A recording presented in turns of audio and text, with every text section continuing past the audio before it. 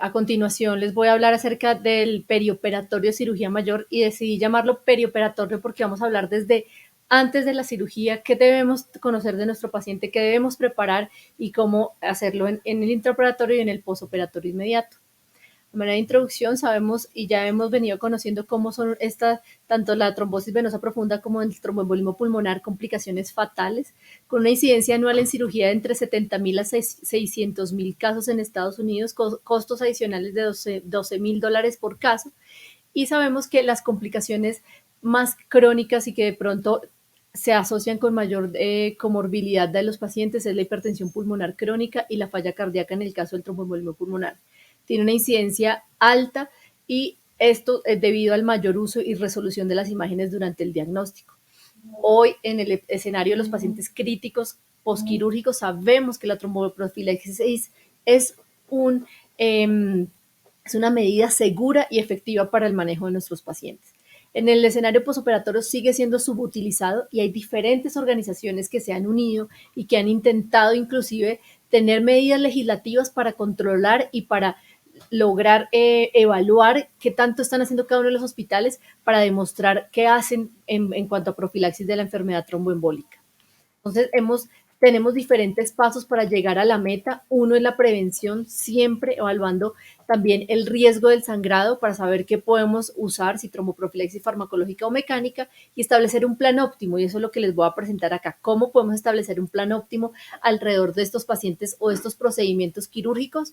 Vamos a tener el enfoque perioperatorio, como lo expliqué, desde antes del ingreso al hospital. Debemos hacer una evaluación clínica preoperatoria juiciosa, completa y organizada acerca del examen físico y la historia clínica, conocer a nuestro paciente, ojalá desde el cuidado intensivo sepamos y en muchos, digamos, centros de cuidado clínico o en muchos casos de grupos especializados, multidisciplinarios, podemos acceder a esta información de la historia clínica del paciente completa antes de su ingreso o mientras se encuentran en salas de cirugía.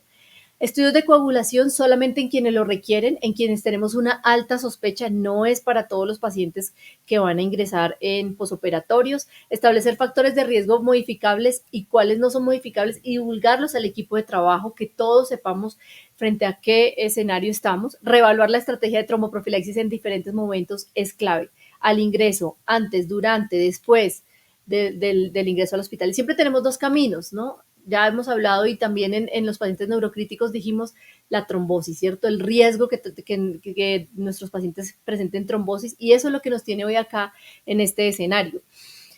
En cuanto a los pacientes posoperatorios, tenemos que la evaluación de este riesgo de trombosis lo podemos hacer con la supremamente y ampliamente conocida escala de Caprini, que desde el 2005 salió a publicación y su evaluación se hizo solamente en 150 camas, pero ha tenido una divulgación y ha sido de todas las escalas que han salido, a hoy es la más implementada, la que mejor evidencia tienen todos los pacientes posoperatorios y ya vamos a ver en cada uno de los escenarios, por eso seguimos usándola. Tenemos otros scores diversos, hay inclusive hospitales que adaptan, ¿cierto? Conociendo cada uno de su población, adaptan unos scores para su comunidad, sin embargo, faltan estudios para que apoyen su uso. El score de Rogers, publicado en el 2007, que incluso tiene muchos más pacientes en su publicación, cerca de 11,000, no ha tenido la acogida ni la evaluación, validación que ha tenido la escala de Caprini. Entonces, nos seguimos quedando con la escala de Caprini para evaluar nuestros pacientes.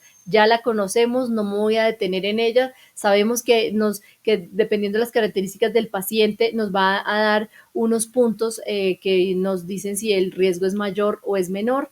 Ha sido evaluada en diferentes escenarios, como los dije, en cirugía general, en cirugía urológica, vascular, cirugía plástica, estableciendo pacientes en diferentes grupos, en muy bajo riesgo, moderado, alto y muy alto riesgo. ¿Cierto? Esto ya nos habla y nos hace un territorio mucho más claro de cómo debemos actuar y en quiénes deberíamos poner o no la tromboprofilaxis. Lo traigo acá haciendo la aclaración que todos los pacientes que ingresan a la UCI ya tienen de por sí riesgo alto por su condición crítica, riesgo alto por su estancia que va a ser supeditada a la cama en la unidad de cuidado intensivo. Ya tenemos, entonces ese es el camino de la trombosis, sabemos cómo lo podemos evaluar, qué pacientes tenemos en riesgo, pero ¿qué pasa con el sangrado? ¿Cómo podemos evaluar qué pacientes tienen riesgo de sangrado? Pues hay diferentes factores que se han establecido como que generan mayor riesgo, pero no hemos podido establecer una escala que pueda ser utilizada para la mayoría de los pacientes. En fibrilación auricular se conoce Hasbled, sin embargo, esta solamente es para ese escenario en especial, no ha sido pues extrapolada a otros escenarios. Entonces, el riesgo de sangrado está relacionado con la reintervención, con complicaciones relacionadas con las transfusiones, con infección del sitio operatorio, con falla del injerto e incluso con muerte. Y este riesgo lo vamos a evaluar basado en opinión de expertos en la mayoría de los casos. Hay otros factores de riesgo que tenemos que son asociados al procedimiento en sí, al procedimiento que es sometido el paciente y se conocen como factores de riesgo generales, que tenga sangrado activo, que hayan tenido un sangrado mayor previo por un sangrado de gastrointestinal en los 7 días previos, sangrado intracraneal o el sangrado intraocular reciente o otros tipos de sangrado dentro de los 3 meses previo al ingreso a la unidad de cuidado intensivo. Que tengan pacientes que hayan tenido, tenemos, y lo vamos a ver en el siguiente escenario cuando nos sentemos en cada uno de los grupos, que nuestros pacientes, muchos ya han sido sometidos a ese tipo de cirugías varias veces y saber si tuvo o no un sangrado alto nos va a ayudar a resolver o a establecer el riesgo de nuestros pacientes.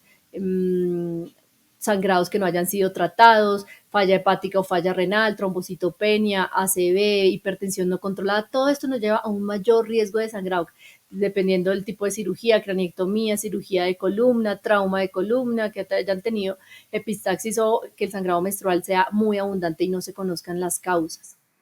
Hay otros que son relacionados con el procedimiento específico como cirugía abdominal. En cirugía abdominal el factor de riesgo se asocia para hombres, para que tengan niveles de hemoglobina menores a 13, con malignidad siempre, y cirugías complejas, en pancreatoduodenectomía, pacientes con sepsis que tengan fugas pancreáticas, y en resecciones hepáticas tiene que ver con el número de segmentos que se hayan resecado y con malignidad a nivel del páncreas. Entonces, dentro de toda su evaluación perioperatoria, también tenemos que antes del ingreso debemos conocer esos factores de riesgo que son modificables en cada uno de nuestros pacientes. En cuanto a trombosis, estimular la deambulación y el peso saludable. Puede que sea un poco muy encima de la cirugía esta valoración, pero siempre estimular factores de también pues factores o hábitos de vida saludables, cesación del cigarrillo, prevenir la deshidratación, esta sí que es muy importante, suspender medicamentos que tengan que ver con disminución del sangrado o con generación de trombos 4 días medias antes y remover líneas centrales, muy importante para los pacientes que están hospitalizados en piso, que no estén usando estos catéteres y que los tengan pues sin ningún uso porque la evaluación de pronto ya es un poco más difícil que en la unidad de cuidado intensivo. Y tener también en cuenta los factores de riesgo que podemos modificar para el sangrado, como el control de la tensión arterial y suspender pues los diferentes medicamentos que nos puedan aumentar el riesgo de sangrado. Al ingreso al hospital nuevamente, entonces preoperatorio ya debemos iniciar una estrategia de profilaxis con medias o fundas de compresión intermitente dependiendo del tipo de cirugía. En el intraoperatorio siempre evaluar también los riesgos que son modificables, y la cirugía, el abordaje, la invasión, el tipo de anestesia, y evaluar siempre y periódicamente el riesgo de enfermedad tromboembólica y de sangrado. En el posoperatorio, conocer todo el equipo, y este escenario ya es más para la UCI, evaluar los factores de riesgo que son modificables y asegurar la adherencia a todas las guías que tenemos de tromboprofilaxis. Acá muy importante en el escenario quirúrgico, la percepción del riesgo de sangrado del cirujano siempre debe considerarse. Al alta hospitalaria que tenemos entonces, considerar la profilaxis extendida si es indicado, ya lo vamos a ver en cada uno de los escenarios, educar al paciente y a su familia acerca de los riesgos, de los síntomas y de lo que puede presentar en la UCI o en su casa ya en el posoperatorio. ¿Cuáles serían esas consideraciones específicas que vamos a tener en cuenta en cada uno de los escenarios? Cirugía general, la incidencia va a depender de diferentes características, como que el paciente tenga enfermedad inflamatoria intestinal, malignidad, cirugía de urgencia, incluso el riesgo de enfermedad tromboembólica de 0.5 puede aumentar hasta el 6%, ¿cierto? Además de Caprini, como ya vimos que es la escala por excelencia para su uso. La estancia hospitalaria y las complicaciones postoperatorias se han relacionado con mayor riesgo, un riesgo de sangrado en cirugía en general del 0.7 al 1.2%, y los ensayos clínicos aleatorizados han dicho que el sangrado por tromboprofilaxis es incluso menor del 3%, lo cual sigue siendo un escenario seguro. En cirugía bariátrica, la enfermedad tromboembólica tiene una incidencia del 0.3 al 2.2%. Se ha encontrado relación con una mortalidad inclusive en el 30% de pacientes en posoperatorios. El mayor riesgo está relacionado a una duración mayor a 3 horas, a fuga de la anastomosis y a la necesidad de una revisión quirúrgica.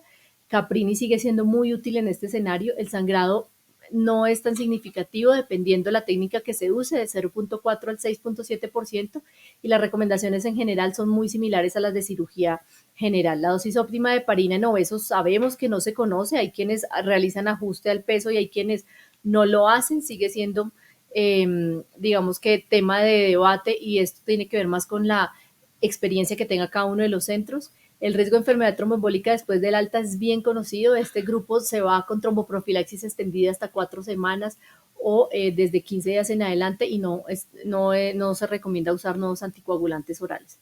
En cirugía abdominopélvica y ginecológica tenemos tromboprofilaxis hasta el alta hospitalaria, se extiende más de hasta 4 semanas, es decir, al mes en el domicilio, en la casa, si se tratan de cirugías que son de tipo oncológico o por malignidad, el fondaparinox y la aspirina solo si la heparina está contraindicada. Cirugía urológica, las mismas recomendaciones generales. Hay unos factores de riesgo que del paciente se han descrito como específicos para este grupo, es enfermedad tromboembólica previa, incluso en familiar de primer grado, edad mayor a 75 años y un índice mayor a 35.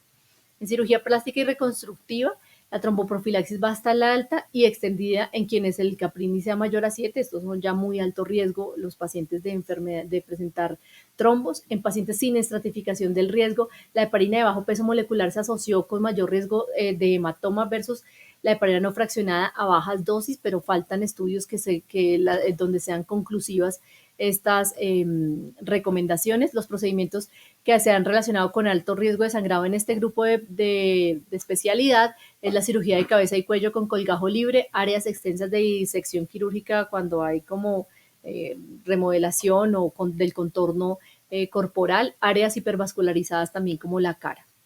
En cirugías de otorrino, la tromboprofilaxis va hasta el alta, el sangrado se ha asociado más con quimioterapia y es del 2 al 8%. Muchos cirujanos al inicio o en el posoperatorio inmediato, hablemos antes de las 24 primeras horas, hablan de que la tromboprofilaxis farmacológica la tratan de evitar a menos de que el riesgo sea muy alto. En cirugía de tórax, Caprini ha tenido grandes estudios y puede predecir el riesgo de enfermedad tromboembólica en cáncer de pulmón y en esofaguectomía. Como conclusiones de estos pacientes en escenario crítico posquirúrgico, tenemos que la enfermedad tromboembólica postoperatoria es una complicación devastadora y costosa, con costos muy altos para el sistema de salud. Hay estrategias actuales que no eliminan el riesgo, el esfuerzo que hacemos, y no tenemos cómo eliminar el riesgo. Y un uso prudente de la profilaxis farmacológica y mecánica puede reducir significativamente el riesgo, lo reduce, pero recordemos que no hay forma de eliminarlo. Se debe balancear siempre el riesgo versus el daño, hablamos de sangrado, y estratificar el riesgo siempre es, la estratificación de los riesgos es crucial en todos los escenarios.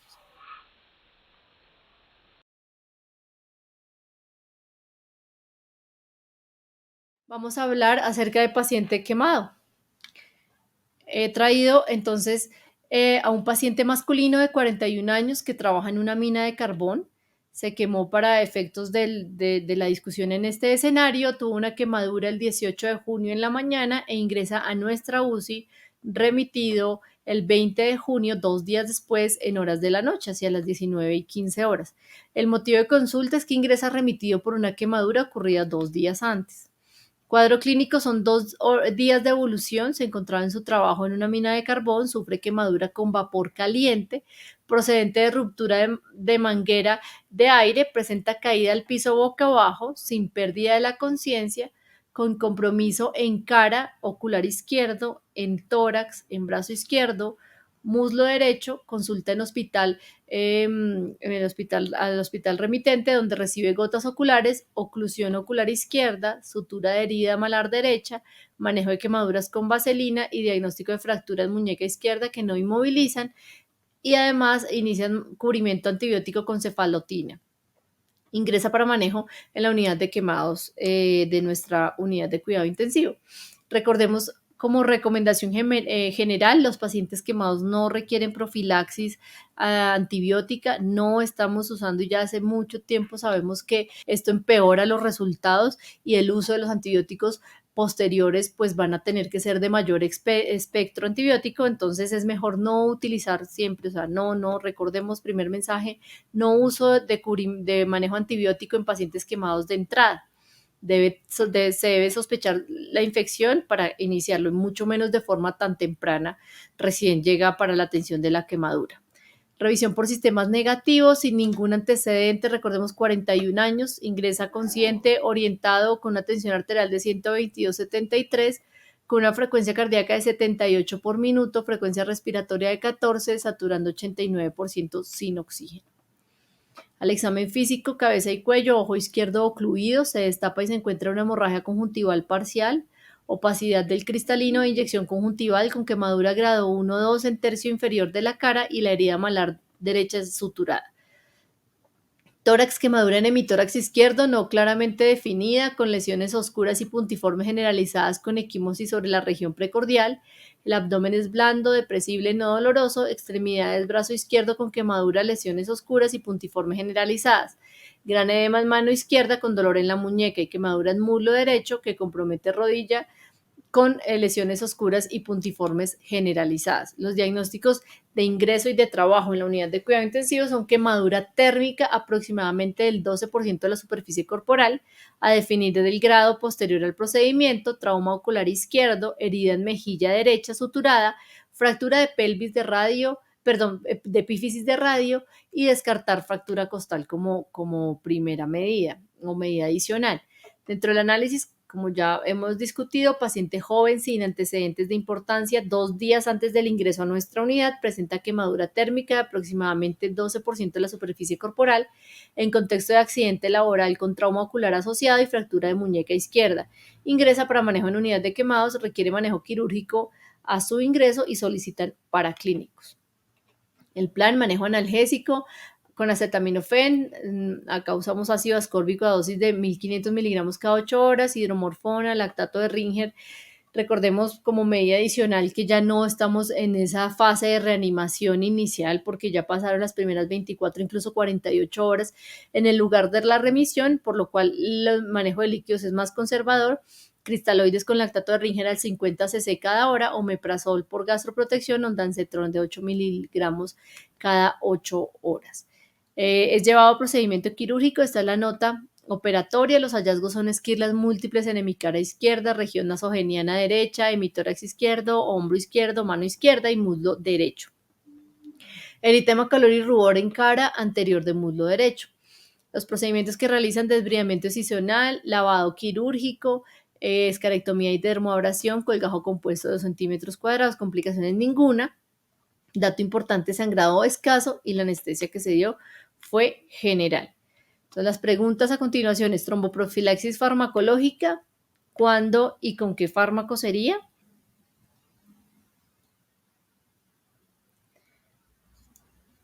Entonces, vamos a continuar con una revisión en quemados que tenemos. Entonces, esta es una revisión que hicieron, fue de la literatura y como de la importancia y la incidencia que hay de la enfermedad tromboembólica en estos pacientes quemados. 38 estudios, 12 reportaron enfermedad tromboembólica con una incidencia del 0.25 hasta el 47.1%. Recordemos que el reporte de la enfermedad tromboembólica o el diagnóstico, incluso en otros escenarios, puede ser incluso hasta del 100%, y esto es debido al uso de imágenes a la cabecera del paciente, del Doppler y de la ecografía también de miembros inferiores. Hay inconsistencia en el registro de tromboprofilaxis en todos los estudios. Y dentro del centro que hicieron, que esto fue en Oxford, publicado en el 2021, ellos Participaron 1.068 pacientes que cumplieron con los criterios del estudio. Los pacientes en riesgo recibieron un régimen de tromboprofilaxis simple de 5.000 unidades de heparina no fraccionada subcutánea cada 8 horas. Sin embargo, recordemos acá, por ejemplo, como un dato importante, que cada 8 horas de heparina no fraccionada y de forma subcutánea, pues en estos pacientes, que además el dolor es una de las piedras angulares del manejo, pues tener una punción cada 8 horas también puede empeorar este escenario. Eso como dato adicional, 9 de estos 1.068 pacientes presentaron trombosis venosa profunda, 2 casos tuvieron tromboembolismo pulmonar, con una incidencia que da para cada uno respectivamente el 0.84% y 0.19%. La incidencia total de enfermedad tromboembólica fue de 1.03%. Solo un paciente desarrolló trombocitopenia inducida por heparina y no se observaron casos de otras complicaciones asociadas a la heparina. Entonces, la respuesta es en posoperatorio día 1 y según la evidencia que tenemos, si bien el artículo anterior habla de la heparina no fraccionada cada 8 horas, nosotros usamos heparinas de bajo peso molecular en tromboprofilaxis para disminución del dolor por las inyecciones que tienen estos pacientes. Listo, ahora nuestro siguiente caso es de cirugía de tórax. Esta ya es una paciente que lleva hospitalizada varios tiempos en la unidad de cuidado intensivo, de alrededor de 45 días. Es una paciente femenina de 67 años con los siguientes diagnósticos. En el momento en el que llegamos, por decirlo así, a pasar revista para tener el caso en este escenario, se encuentra en un posoperatorio inmediato de decorticación pulmonar más pleurectomía parietal por un empedema pleural derecho y una neumonía basal derecha adquirida en la comunidad en tratamiento. Se aisló estafilococo aureus meticilino resistente. Esto pospandemia y ya hace un tiempo hemos visto cómo ha aumentado el hallazgo de Staph aureus meticilino resistente en la comunidad, lo cual es muy preocupante.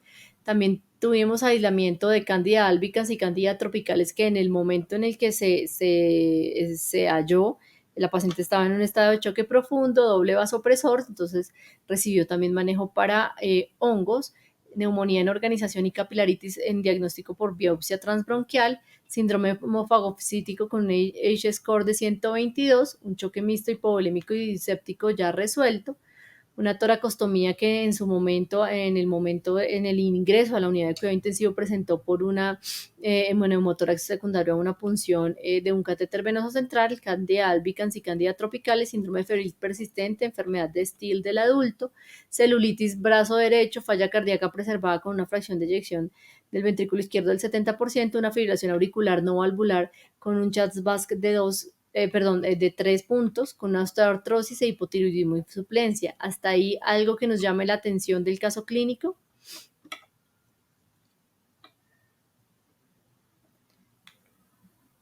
Pues que la paciente sí presenta 67, sí tiene 67 años, pero fibrilación auricular, lo cual le da altísimo riesgo de trombosis, es decir, requiere incluso anticoagulación, pero en el posoperatorio inmediato de la decorticación a nivel pulmonar, y que ya ha tenido complicaciones como un hemoneumotórax derecho, pues es importante tener en cuenta. Los paraclínicos de ingreso: hemograma con leucocitos de 14.800, neutrófilos de 13.900, linfos de 900, hemoglobina en 8.4, hematocrito en 24, plaquetas de 284.000, sodio en 140, potasio en 3.76, calcio en 1.21, fósforo en 3.4, magnesio en 1.68. Recordemos, posoperatorio inmediato de decorticación pulmonar.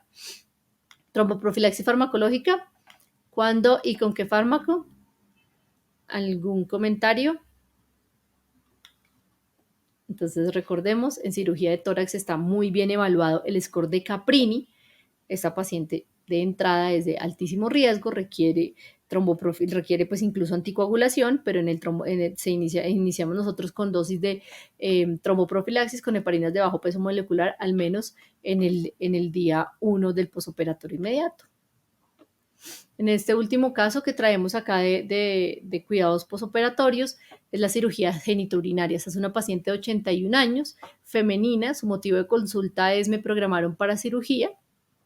Tiene un antecedente de carcinoma uroterial papilar de alto grado infiltrante a la lámina propia de la muscular propia, con un estadio clínico 2, T2, N0, M0, carcinoma de vejiga, los cuales han requerido múltiples intervenciones quirúrgicas, y en este caso es programada para una anastomosis intestinal, apendicectomía, ureoileostomía y linfadenectomía radical.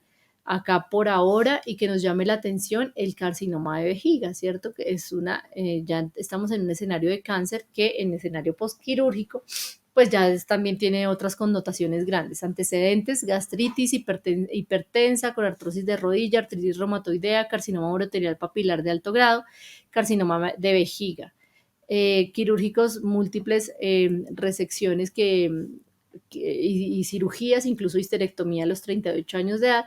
Recordemos acá, importante tener en cuenta cómo fueron esos posoperatorios, qué tanto sangrado tuvo y si hubo una complicación adicional o no.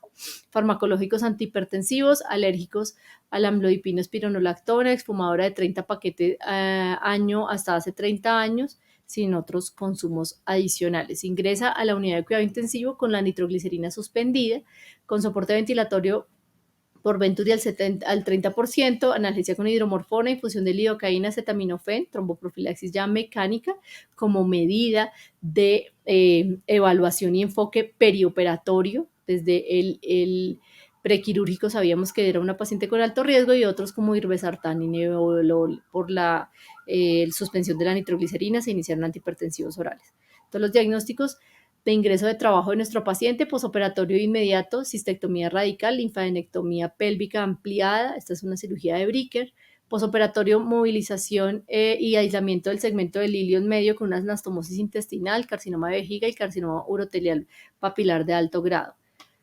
En este caso, tromboprofilaxis farmacológica, ¿cuándo y con qué fármaco? ¿Hay alguna participación de nuestro auditorio virtual? Por ahora no.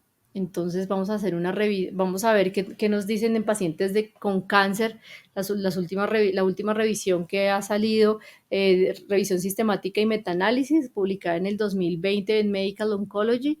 En esta nos analizaron 33 ensayos clínicos con cerca de 11.942 pacientes con cáncer, aquellos que eran sometidos a cirugía.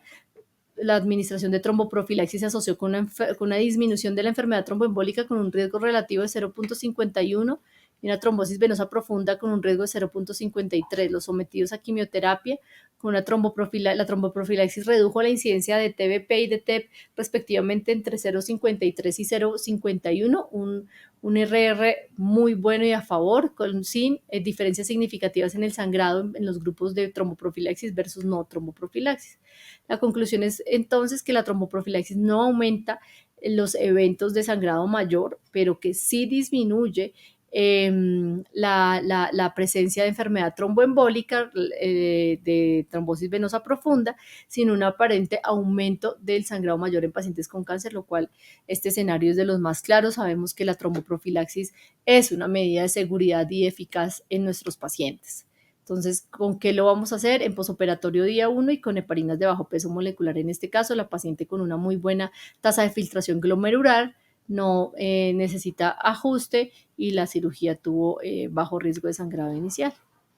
Como conclusiones de todos los grupos, sabemos que el evento tromboembólico venoso es un evento adverso evitable. Recordemos esto, llevémonos que está en nuestras manos prevenir esto, que es la primera medida que tenemos, que si alguno de los que está acá en el escenario tiene a su cargo la directriz, el liderazgo de estos equipos, es muy importante saber nuestra adherencia a las guías, conocer qué tanto lo hacemos, evaluar día a día y aún así cuando somos tan juiciosos, hay momentos en los que se escapan esta evaluación del riesgo tanto de enfermedad tromboembólica como de sangrado, que el paciente agudamente enfermo no tolera esta enfermedad tromboembólica adicional o sumada, lo cual nos lleva a unos malos desenlaces por mala reserva cardiopulmonar.